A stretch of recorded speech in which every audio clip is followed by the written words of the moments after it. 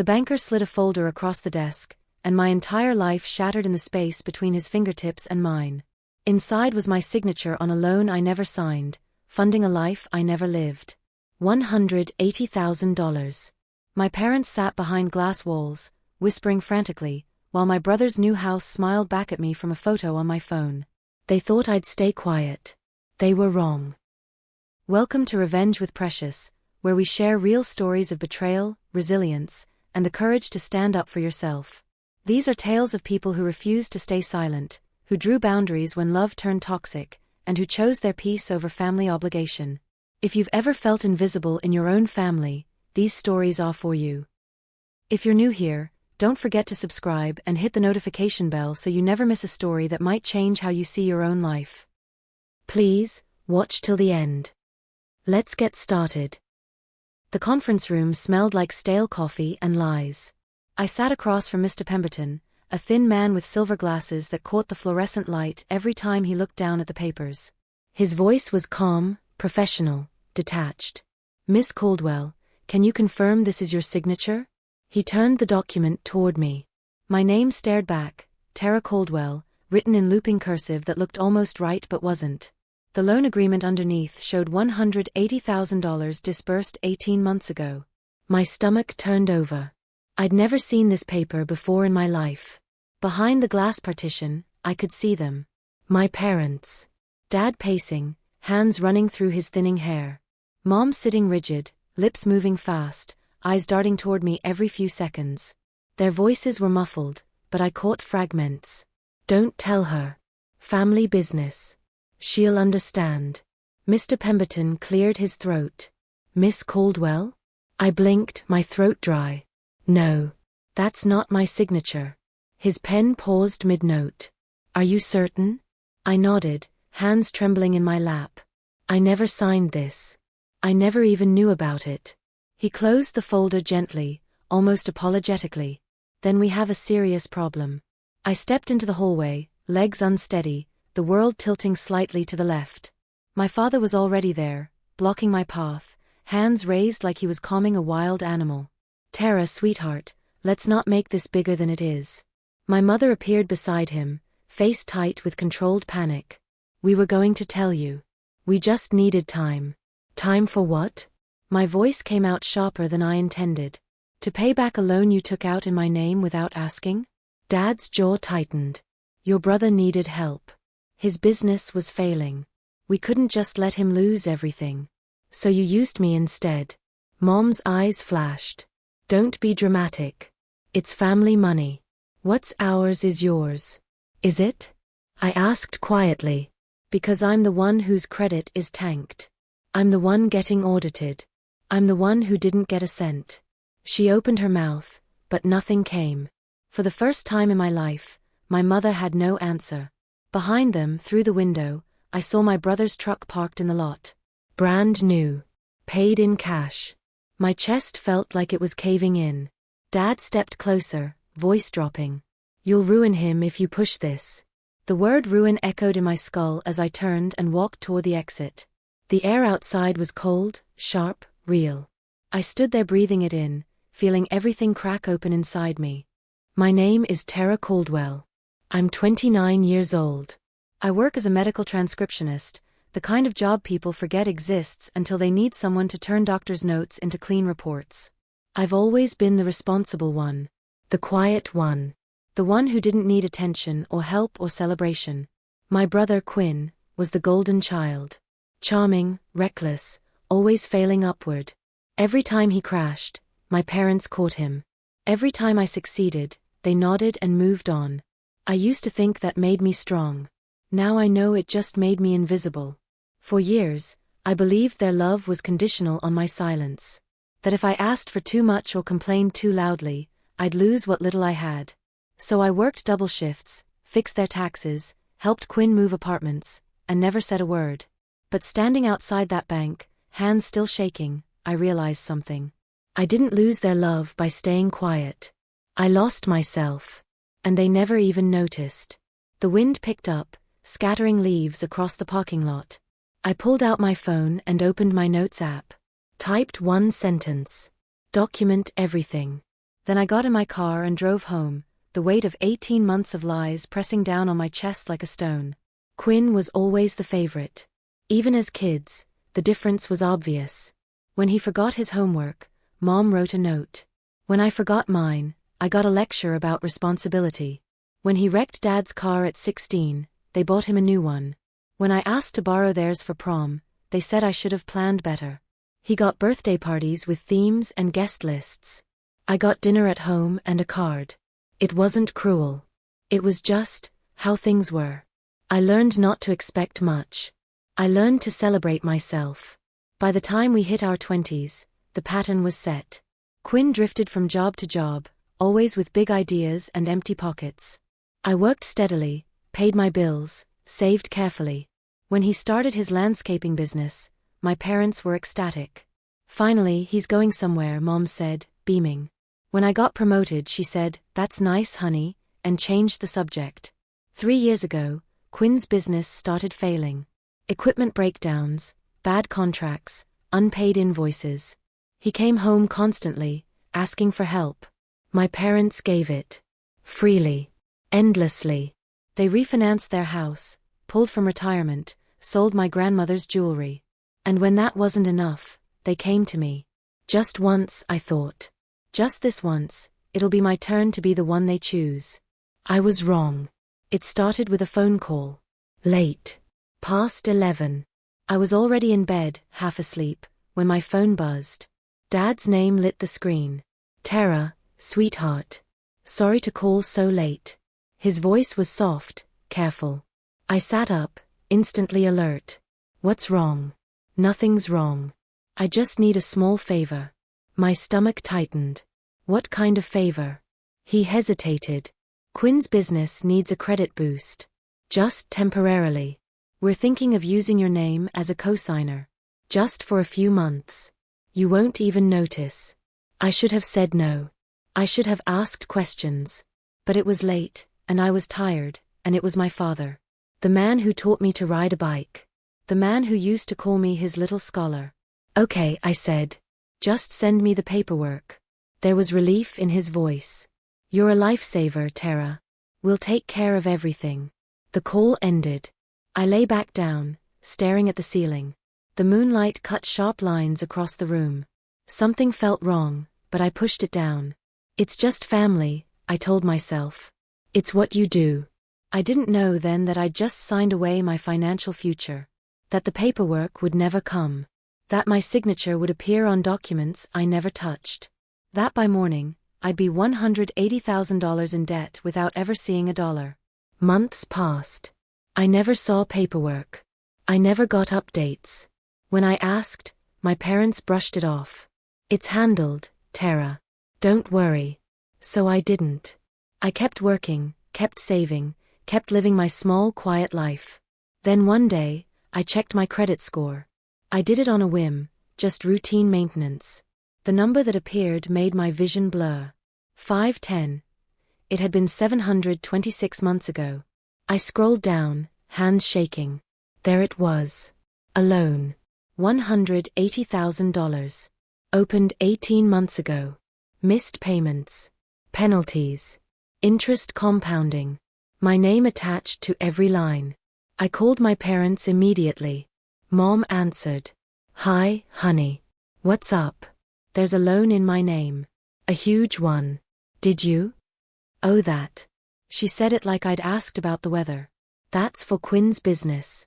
We told you about it. You told me you needed a cosigner for a small boost. This is $180,000. Her tone shifted, irritation creeping in. "It's the same thing, Tara. Don't make it dramatic. But I'm the one whose credit is destroyed. We'll fix it. Just give us time." "How much time?" "However long it takes." The line went dead. I sat there, phone in hand, staring at nothing. I'd been erased. Used. Discarded. And they expected me to smile and wait. I didn't confront them right away. I didn't scream or cry or demand answers. I did something smarter. I started documenting. Every bank statement. Every credit report. Every text message. I opened a folder on my laptop labeled taxes and filled it with evidence. Dates. Amounts. Signatures that weren't mine. I took screenshots of Quinn's social media. Photos of his new truck. His renovated house. The vacation he took to Costa Rica. All paid in cash. All funded by a loan in my name. I called the bank that issued the loan. Explained the situation calmly, clinically. They put me through to fraud investigations. A woman named Patricia listened without interrupting. "Miss Caldwell," she said finally, "this will require a formal review. I can start the paperwork, but it won't be fast." "That's fine," I said. "I'm not going anywhere." The call ended. I saved the reference number. Added it to my folder. My parents called twice that week. I didn't answer. Quinn texted. "Hey sis. You good?" I stared at the message for a long time. Then I deleted it. For years, I'd been the fixer. The one who smoothed things over. The one who absorbed the damage so everyone else could stay comfortable. Not anymore. Now I was the storm. 2 weeks later, my father showed up at my apartment. Unannounced. I opened the door, and there he was, hands in his pockets, looking older than I remembered. "Can I come in?" I stepped aside. He sat on my couch, looking around like he'd never been here before. Even though he had. Once. 3 years ago. When I first moved in. "Tara, we need to talk." I crossed my arms. "Go ahead."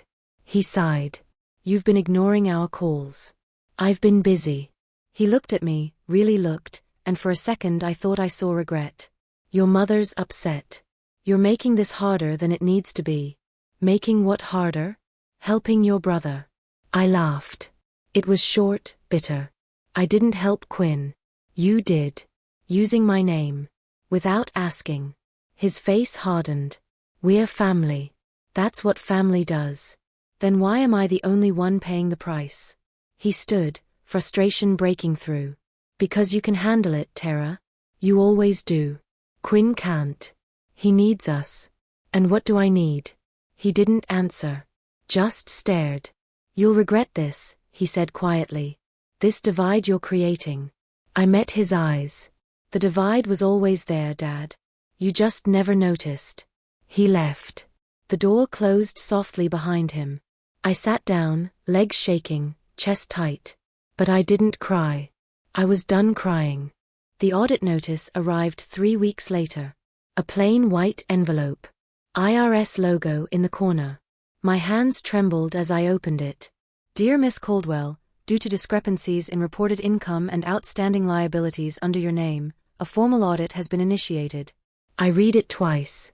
Then I called Patricia. She answered on the second ring. "Miss Caldwell. I was about to call you. What's happening?" "Your report triggered a broader review. The IRS flagged inconsistencies between your income and the loan disbursement. They're investigating." My stomach dropped. "Am I in trouble?"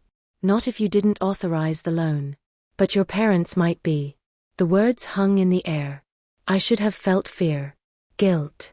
Something. Instead, I felt calm. Cold. Clear. "What do I need to do?" "Just tell the truth. That's all." I hung up. Stared at the notice. For years, I'd protected them. Covered for them. Stayed quiet so they could stay comfortable. Now the truth was coming whether they liked it or not. I didn't cause this. They did. I just stopped lying for them. I texted my parents. "We need to talk." Mom replied instantly. "Finally. Come by tomorrow." I didn't respond. Tomorrow, I'd walk into their house with a folder full of evidence and a recorder in my pocket. Tomorrow, everything would change. I arrived at noon. The house looked the same. White paint, blue shutters, flower boxes Mom obsessed over. But stepping inside felt different. Like walking into a museum of a life I used to have. "Tara." Mom's voice was bright, false. She appeared from the kitchen, wiping her hands. I made lunch. I didn't sit. I placed my folder on the dining table. "We're not eating." Her smile faltered. Dad appeared in the doorway. "Tara." His voice was hard. "Careful." I opened the folder. Started laying out documents. Bank statements. Credit reports. Loan agreements. Forged signatures. Their faces went white. "What is this?" Mom whispered. "This is proof. Proof you took out a $180,000 loan in my name without my consent. Proof you funneled it to Quinn. Proof you lied." Dad stepped forward. "Tara, you're blowing this out of proportion." I met his eyes. "The IRS doesn't think so." The room went silent. Dead silent. Mom's hand flew to her mouth. "You didn't." I pulled out the audit notice. Placed it on top of the pile. "They're investigating. Everything." Mom's face crumbled. "You're destroying us." "No," I said quietly. "You destroyed yourselves. I just stopped covering for you." Dad's voice shook. "You're our daughter. And you treated me like a credit card." I picked up my folder. "The audit starts next week. I suggest you get a lawyer." I walked out. Didn't look back. Behind me, I heard Mom sobbing. Dad cursing. Quinn's name being shouted. I got in my car. Started the engine. And for the first time in years, I felt free. Quinn called me that night. Screaming. "What the hell did you do?" I put the phone on speaker. Kept folding laundry. I told the truth. "You ruined everything. Mom's having a breakdown. Dad won't stop yelling." I paused. Held a shirt against my chest. Then maybe they should have thought about that before committing fraud. It wasn't fraud. It was family. Family doesn't steal your identity, Quinn. He went quiet. I could hear him breathing. Hard. Fast. "You don't understand." "I understand perfectly. You failed. They bailed you out. I paid the price." "That's not, Tara, I didn't know. You didn't want to know. There's a difference." The line went silent. When he spoke again, his voice was smaller. "What happens now?" "I don't know. But whatever it is, you earned it." I hung up. Blocked his number. Finished folding my laundry. Outside, the city hummed. Cars passing. People living. And somewhere across town, my family was finally facing consequences. I didn't feel guilty. I didn't feel triumphant. I just felt tired. But it was the good kind. The kind that comes after a long fight. The kind that means you're finally done carrying weight that was never yours to hold. I climbed into bed. Pulled the blanket up. And slept through the night for the first time in months. The investigator's name was Ramona Steele. She was short, sharp-eyed, and terrifyingly efficient. We met at a cafe downtown. She ordered black coffee. I ordered tea I didn't drink. "Miss Caldwell," she began, pulling out a tablet. "I've reviewed your case. It's straightforward. Your parents falsified documents. Your brother benefited financially. You were left liable." I nodded. "Can you prove you didn't authorize the loan?" I slid a USB drive across the table. "Everything's here. Bank records showing I never received funds. Emails where I asked about the loan and got vague responses. Screenshots of Quinn's purchases. A notarized statement from a handwriting analyst confirming the signature isn't mine." She plugged it in. Scrolled. Her eyebrows lifted. "You're thorough." "I've had time." She closed the tablet. Looked at me directly. "This will go to court. Your parents will face fraud charges. Your brother may be implicated. Are you prepared for that?" I met her gaze. "Yes." She nodded. "Good. Because once this starts, it won't stop." "I know." She stood. Extended her hand. "I'll be in touch." I shook it. Watched her leave. My tea had gone cold. I left it on the table. Walked outside into the autumn air. Leaves crunched under my feet. Somewhere, my parents were probably panicking. Calling lawyers. Blaming me. I didn't care anymore. I'd spent my whole life being the easy child. The one who didn't make waves. Now I was the tsunami. Mom showed up at my work. I was in the middle of transcribing a cardiology report when the receptionist buzzed. "Tara, there's someone here for you." I frowned. I wasn't expecting anyone. I walked to the lobby. Mom stood there, purse clutched to her chest, eyes red. "Tara." Please. I kept my voice low. You can't be here. I just want to talk. We've talked. There's nothing left. Her voice broke. You're tearing this family apart. I crossed my arms. I didn't tear anything. I just stopped holding it together. She stepped closer. We made a mistake. Okay? We made a mistake. A mistake is forgetting someone's birthday. This is fraud. Please. She reached for my hand. I stepped back. If you want to talk, call my lawyer. I turned and walked back to my desk. Hands shaking. Heart pounding. Behind me, I heard her sob. I didn't look back. Sat down. Finished the report. My supervisor stopped by later. You okay? I nodded. Family stuff. She squeezed my shoulder. Take care of yourself. I will, I said. And I meant it. For the first time in my life, I was putting myself first. It hurt. But it was necessary. Like pulling out a splinter you've carried for years. Painful. Bloody. But finally clean. The court date was set for early December. I received the notice in the mail. Commonwealth versus Caldwell. My parents' names in bold print. I stared at it for a long time. This was real. Happening. No turning back. I called Ramona. She answered immediately. You got the notice? Yes. Nervous? Terrified. That's normal. But you're doing the right thing. I wanted to believe her. I really did. But part of me still felt like a traitor. Like a bad daughter. Like someone who'd broken an unspoken rule. Ramona seemed to sense it. Tara, she said gently. You didn't cause this. You reported it. There's a difference. I know. Do you? I didn't answer. She sighed. Listen. I've worked fraud cases for 15 years. I've seen families destroy each other over money. But I've also seen victims stay silent out of guilt. You're not guilty. You're brave. The words settled over me like a blanket. Warm. Uncomfortable. True. Thank you. The trial will be hard. But you'll survive it. I hung up. Looked around my apartment. Small. Quiet. Mine. I'd built this life with my own hands. My own work. My own silence. Now I was using my voice. And it was terrifying. But it was also the only way forward. I opened my calendar. Marked the court date. Wrote 2 words underneath. Tell the truth. That was all I had to do. The rest would follow. Quinn tried one last time. He showed up at my door on a Thursday night. Rain streaking down behind him. I almost didn't open it. But curiosity won. He looked awful. Unshaven. Hollow-eyed. Smaller somehow. Tara. His voice cracked. Please. Can we talk? I crossed my arms. You have 5 minutes. He stepped inside. Dripped on my floor. I didn't offer him a towel. I didn't know, he said.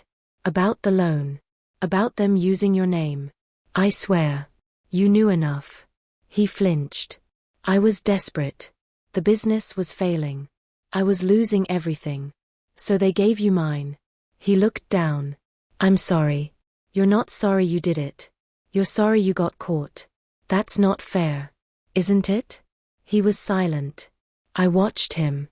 Tried to find the brother I used to know. The one who used to share his Halloween candy. The one who taught me to skip stones. He was gone. Or maybe he'd never existed. Just a version I'd invented to make the neglect hurt less. You need to leave, I said quietly. Tara, now. He left. The door closed. I locked it. Triple-checked. Then I sat on the couch and cried. Not for him. Not for my parents. But for the version of myself who'd believed love was supposed to be unconditional. Who'd believed family meant safety. I was done believing that. Now I knew better. The trial began on a gray December morning. I wore a navy suit. Kept my hair pulled back. Hands steady. My parents sat across the aisle with their lawyer. An older man in an expensive suit who looked at me like I was a traitor. I didn't care. The prosecutor was a woman named Delilah Ortega. Sharp. Confident. She'd called me the week before. You ready? As I'll ever be. Good. Just tell the truth. That's all you need to do. Now, sitting in the courtroom, I felt the weight of it. The truth. How powerful it was. How dangerous. The judge entered. Everyone stood. The case was called. Caldwell versus Caldwell. It felt surreal. Hearing my own name weaponized. Delilah stood. Your Honor, the prosecution will show that the defendants knowingly and willfully committed identity theft and fraud by forging Miss Caldwell's signature on a $180,000 loan, then funneling those funds to their son without her knowledge or consent. My father's lawyer countered. Your Honor, this is a family matter. A misunderstanding. The defendants acted in good faith to help their struggling son. They had no intention of harming Miss Caldwell. The judge looked unimpressed. We'll let the evidence decide. I was called to the stand first. Walked up. Placed my hand on the Bible. Swore to tell the truth. And then I did. Every painful, humiliating word of it. Delilah asked her questions carefully. Precisely. Miss Caldwell, did you authorize a $180,000 loan in your name? No. Did you receive any portion of those funds? No. Did your parents inform you they were using your identity? No. Were you aware your credit score dropped by over 200 points? Not until months later. She paused. Let the silence stretch. How did you discover the loan? I checked my credit report. Saw something I didn't recognize. Investigated. What did you find? That my parents had forged my signature. That they'd given the money to my brother. That I was liable for every missed payment. She nodded. Thank you, Miss Caldwell. My father's lawyer stood. His name was Vincent Teller. He smiled. It didn't reach his eyes. Miss Caldwell, isn't it true your parents raised you? Provided for you? Yes. And isn't it true that families help each other? Sometimes. So when your brother needed help, isn't it natural they'd use family resources? Not my resources. Not without asking. But you've benefited from your parents before, haven't you? I stiffened. What do you mean? They fed you, clothed you, paid for your upbringing. That's what parents are supposed to do. So you admit you owe them? No. I admit they fulfilled their legal obligation as parents. That doesn't give them the right to steal my identity. He frowned. No further questions. I stepped down, legs shaking. But I'd said it. Out loud. In public. They stole from me. And now everyone knew. The evidence phase was brutal. Delilah presented the forged documents. The handwriting analysis. The bank records showing the funds going directly to Quinn's accounts. The judge examined each one. Silent. Calculating. My father took the stand. Looked smaller in the witness box. Delilah didn't go easy on him.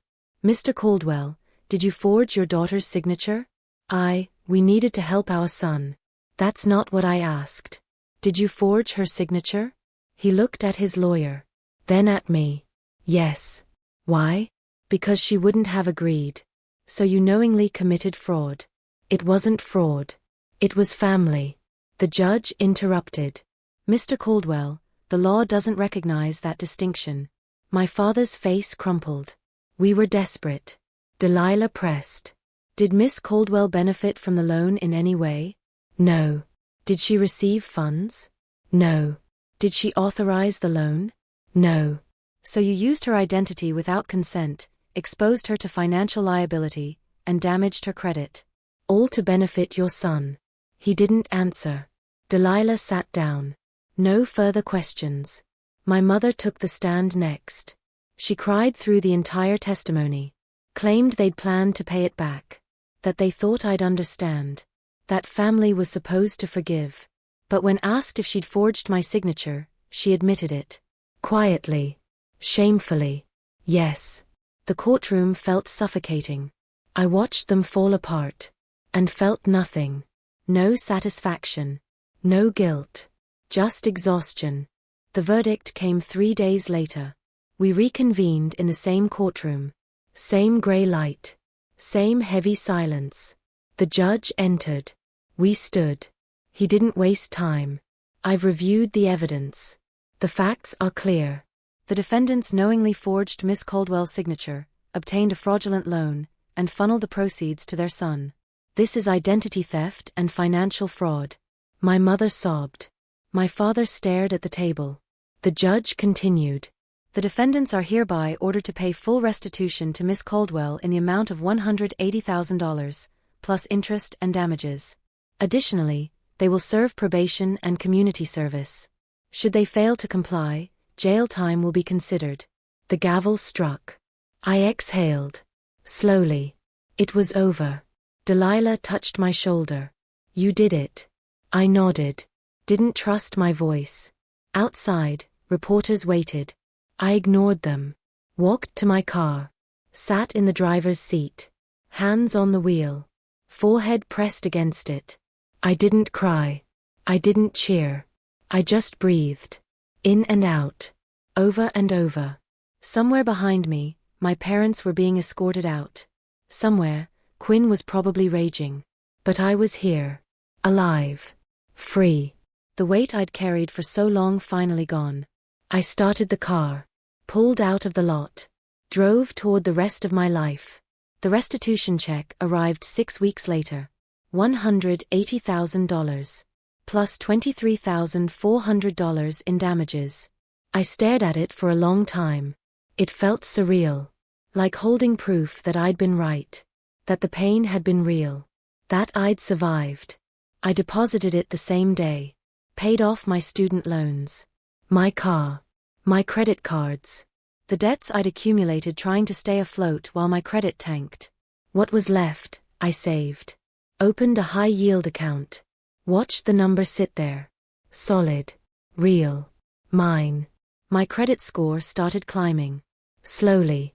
Month by month. 550. 600. 650. I monitored it obsessively. Every point felt like reclaiming a piece of myself. I didn't hear from my parents. Not directly. But I heard through distant relatives. They'd sold their house. Moved into a smaller place. My mother had stopped going to church. My father looked 10 years older. Quinn had declared bankruptcy. Lost his business. Moved back in with them. I felt a pang. Brief. Faint. Then it passed. They made their choices. I made mine. I didn't owe them forgiveness. I didn't owe them anything. 3 months later, a letter arrived. Plain envelope. My mother's handwriting. I almost threw it away. But curiosity won. Inside was a single page. Tara, I'm sorry. I know that doesn't fix anything. But I need you to know. We were wrong. I loved you. I still do. I just didn't show it the right way. I hope someday you can forgive us. Mom. I read it twice. Folded it. Put it in a drawer. Maybe someday I'd respond. Maybe not. For now, it was enough to know I'd been heard. 6 months after the trial, I bought a house. Small. 2 bedrooms. A backyard with room for a garden. It wasn't much. But it was mine. Entirely mine. No co-signers. No help. Just my name on the deed. I moved in on a Saturday. Boxes stacked in empty rooms. Sunlight pouring through bare windows. I stood in the living room. Looked around. And smiled. For the first time in years, I felt proud. Not because I'd won. But because I'd survived. I'd fought. I'd refused to stay silent. And I'd built something real from the wreckage. I planted tomatoes in the backyard. Painted the bedroom a soft gray. Hung pictures of places I wanted to visit. Filled the space with things that felt like me. Quiet. Steady. Strong. One evening, I sat on the porch. Coffee in hand. Watching the sky turn orange and pink. A neighbor waved. I waved back. This was my life now. Simple. Peaceful. Uninterrupted. No one could take it from me. No one could forge my name. No one could make me small again. I'd reclaimed myself. And it had cost everything. But it was worth it. Every painful, terrifying, lonely moment. Because now, finally, I was free. A year later, my mother showed up. Unannounced. Again. I was pulling weeds in the garden when I heard her voice. Tara. I looked up. She stood at the edge of the yard. Older. Grayer. Smaller. Can I come in? I stood. Brushed the dirt off my hands. Why? I just want to talk. We've talked. Please. Just 5 minutes. I hesitated, then gestured to the porch. She sat. I stayed standing. Thank you for letting me, I didn't let you. You're here. There's a difference. She flinched. I deserved that. You deserve a lot more than that. She nodded. Hands folded in her lap. I came to say I'm sorry. You've said that. I mean it. I looked at her. Really looked. She wasn't the mother I remembered. The one who was always busy. Always focused on Quinn. Always dismissing me. She was just a tired woman who'd made terrible choices. I know you mean it, I said quietly. But it doesn't change anything. I know. So why are you here? Because you're my daughter. And I needed you to know I see that now. I sat down. Finally. We were silent for a long time. Then I said, I'm not ready to forgive you. She nodded. I understand. But maybe someday. Maybe. She stood. Thank you, Tara. For everything. She left. I watched her walk away. And felt something shift. Not forgiveness. Not reconciliation. But closure. A door gently closing. Not slammed. Just closed. Quinn reached out a few months later. An email. Short. Simple. Tara, I don't expect you to respond. I just wanted to say I'm sorry. I was selfish. I let them use you because it was easier than facing my failures. You didn't deserve that. I hope you're okay. I'm trying to be better. Quinn. I read it 3 times. Then I replied. Quinn, I appreciate the apology. I hope you find what you're looking for. But I'm not interested in rebuilding anything. I need you to respect that. Tara. He wrote back. I understand. Take care. And that was it. No drama. No demands. Just 2 people acknowledging the past and walking separate paths. It felt right. Clean. Final. 2 years after the trial, I got promoted. Senior Medical Transcriptionist. A small title. But it mattered. I celebrated by taking myself to dinner. Ordered wine. Dessert. Sat alone and didn't feel lonely. A woman at the next table smiled. Celebrating something? I nodded. Myself. She laughed. Best reason there is. Later, walking home under streetlights, I thought about the girl I used to be. The one who stayed quiet. Who believed love meant sacrifice. Who thought being strong meant being invisible. She was gone. I'd buried her the day I walked into that courtroom. In her place was someone new.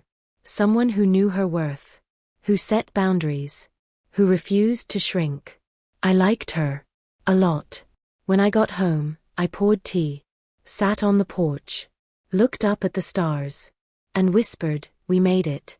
The night was quiet. Calm. Mine. And that was enough. It's been 3 years now. I still live in the small house. Still plant tomatoes every spring. Still sit on the porch and watch sunsets. My parents live 2 hours away. We exchange emails sometimes. Polite. Distant. Careful. Quinn's working construction. Paying off his debts slowly. We're not close. Probably never will be. But we're not enemies either. Just people who share blood and history and nothing else. Some days, I think about the audit. The trial. The moment I decided to stop protecting them. People ask if I regret it. I don't. Not for a second. Because that decision gave me my life back. It taught me that love isn't supposed to hurt. That family isn't an excuse. That silence isn't strength. It's surrender. I didn't destroy them. I just stopped saving them. And in doing so, I saved myself. On quiet mornings, I brew coffee and watch the light spill across my kitchen. The air smells like soil and jasmine. The world hums softly beyond my fence. And I think this is what peace feels like. Not revenge. Not victory. Just the slow, steady exhale of a person who finally learned to choose themselves. I earned this. Every hard, lonely, terrifying step. And I'd do it again. Because I'm worth it. I always was. I just needed to believe it. If you've ever had to fight your own family to find yourself, you're not alone. Drop a comment and let me know where you're watching from. And remember, sometimes the bravest thing you can do is walk away. Thank you for watching this story. If moments like these resonate with you, if you've ever had to choose yourself over people who couldn't see you, then you're not alone. We share stories like this every single day, real accounts of people who found their voice, set their boundaries, and walked into the life they deserved. Subscribe so you never miss the next upload, and share your own story in the comments below. Your words might be exactly what someone else needs to hear today. Compliments of the season. I love you all.